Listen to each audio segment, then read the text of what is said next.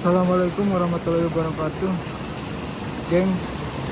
Kali ini kita mau menuju ke kolam air deras, mau panen ikan mas ukuran Garut. Dan ini suasananya nih, steril.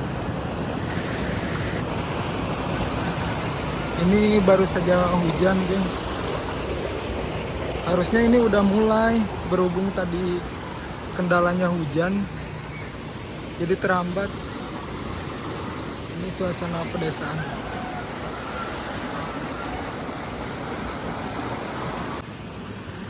Ini ada benih kanila nih, ukuran sekilo 100. Ada sehat-sehat, masih banyak, kelihatan jelas ya.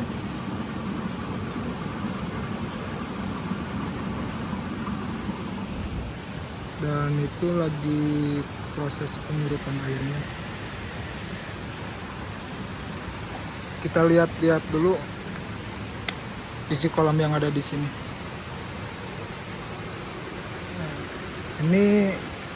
Ini tuh ada beberapa ikan mas indukan ya, yang dulunya itu habis pemijahan, jadi habis bertelur, jadi disimpan ke sini. Tuh, ada yang 4 kilo, 3 kilo. Nah, itu ada koi satu. Kalau itu tuh ikan nila itu panen dari kemarin, sisa panen.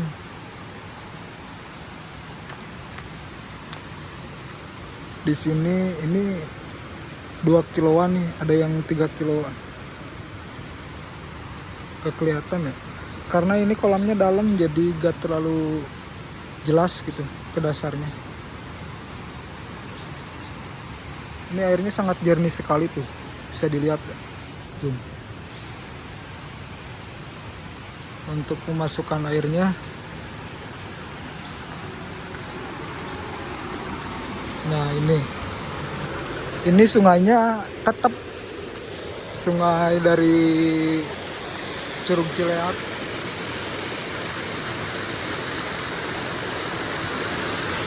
Nah, ini buat ngatur debit air yang masuk. Jadi kalau misalin air sungai lagi pasang, ininya bisa dibuka atau diturunin gitu, paham kan? Nah, itu besi buat nampung sampah-sampah besar. Jadi nanti supaya tidak masuk sampah besarnya. Jadi ini hulu utama dari kolam-kolam yang ada di sini. Sumber utamanya dari sini.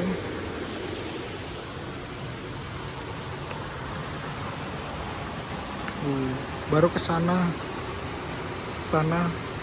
Ini hulunya dari sini. Jadi kalau ini mengpet gitu, jadi kesananya pasti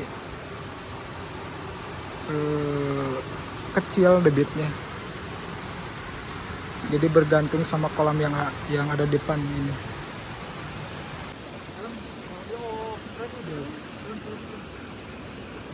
Bismillah. Airnya sekarang sudah surut, gengs. Jadi lebih enak buat kita kontrol dan lihat langsung hasil panen hari ini. Tadi barusan sudah kita timbang, dan alhamdulillah hasilnya lumayan banget. Ikan-ikan ini sebentar lagi mau kita angkat ke kolam pembeli, supaya mereka bisa lihat langsung kualitasnya. Biar jelas, transparan, dan mereka juga bisa ngerasain sendiri sensasi lihat ikan di kolam air deras. Kita sengaja turun lebih dekat ke kolam, biar teman-teman juga bisa lihat ukurannya secara real. Untuk panen kali ini, yang kita ambil ukuran Garut ya, dari 6 ons sampai 1 kiloan. Ini memang ukuran yang lagi banyak dicari pasar. Tadi per buleng beratnya sekitar 20 kiloan. Nanti setelah ditimbang ulang per kilo, kita bagi 2 plastik, masing-masing 10 kilo. Jadi pembeli juga enak, rapi dan gampang hitungannya. Nah gengs, sekarang ikan mas lagi mahal, terutama ukuran Garut ke bawah.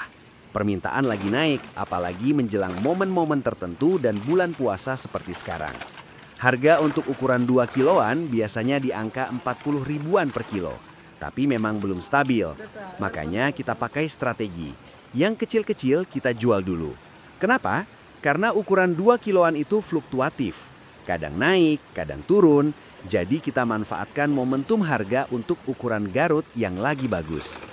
Ini juga bagian dari strategi panen ya. Jangan semua ditebas habis. Kita sortir, kita pilih ukuran yang pas dengan harga pasar saat itu. Yang 2 kiloan kita tahan dulu sampai harga lebih stabil atau naik lagi. Jadi panen itu bukan cuma soal angkat ikan, tapi soal baca pasar juga. Kalau ngomongin pakan, di kolam ini kita pakai 2 jenis. Yang pertama pakan pilar tipe terapung dengan protein 20%. Yang kedua pakan sinta tipe tenggelam dengan protein 30%. Ini memang kita pakai buat riset dan eksperimen pakan. Kenapa kita kombinasikan? Karena masing-masing punya karakter. Pilar terapung itu enaknya kita bisa kontrol makan ikan. Kita lihat responnya, nafsu makannya, dan sisa pakan bisa langsung kelihatan di permukaan. Sementara sinta yang tenggelam, proteinnya lebih tinggi, cocok buat dorong pertumbuhan bobot, terutama di fase pembesaran. Dari eksperimen ini kita bisa lihat perbedaan pertumbuhan, efisiensi pakan, dan konversi berat badan ikan.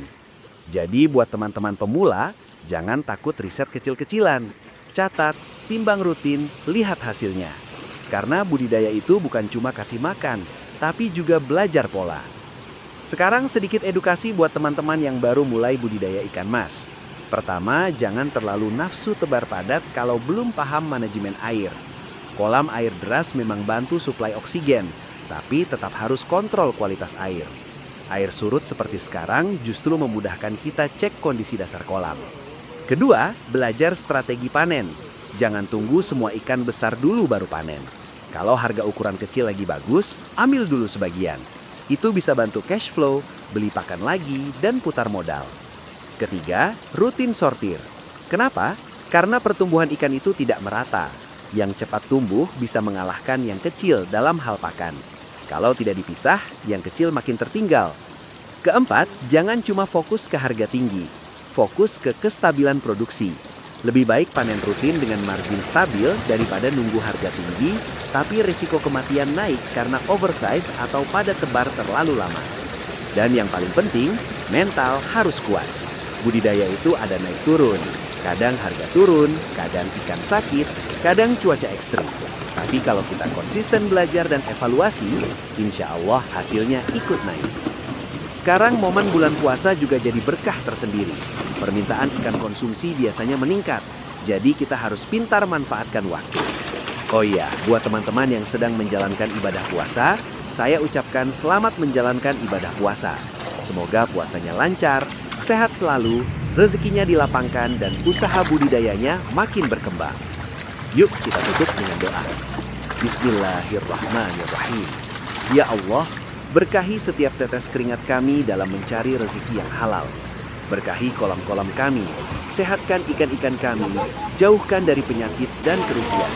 Lancarkan usaha kami, mudahkan segala urusan kami, dan jadikan hasil panen ini rezeki yang penuh berkeberkahan. Bagi yang sedang berpuasa, kuatkan iman dan fisiknya, terima amal ibadahnya, dan lipat gandakan pahalanya. Amin, ya Rabbal Alamin. Semoga panen hari ini jadi semangat baru buat kita semua. Tetap belajar, tetap konsisten, dan jangan takut bereksperimen. Karena di kolam air deras ini, bukan cuma ikan yang tumbuh, tapi pengalaman dan mental kita juga ikut tumbuh. Gas terus. Nah, gengs, kita lanjut sedikit bahas tentang kolamnya ya. Untuk ukuran kolam ini terbilang besar.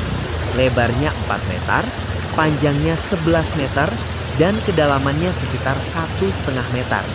Jadi ruang geraknya luas banget buat ikan-ikan di dalamnya. Dengan ukuran seperti ini, arus air bisa mengalir stabil dari hulu ke hilir, bikin oksigen selalu terjaga, dan ikan lebih aktif bergerak. Yang menarik, dasar kolam ini tidak dicor dan tidak pakai adukan semen ya. Ini benar-benar alami mengikuti dasar arus sungai. Jadi bawahnya itu pasir dan batu halus alami. Justru kondisi seperti ini yang bikin ikan lebih sehat. Kenapa? Karena pasir alami itu lebih lembut dibanding cor semen. Ikan jadi tidak mudah luka di bagian perut atau siripnya. Apalagi untuk ikan mas yang sering bergerak melawan arus. Kalau dasar kolam terlalu kasar atau tajam, bisa bikin lecet.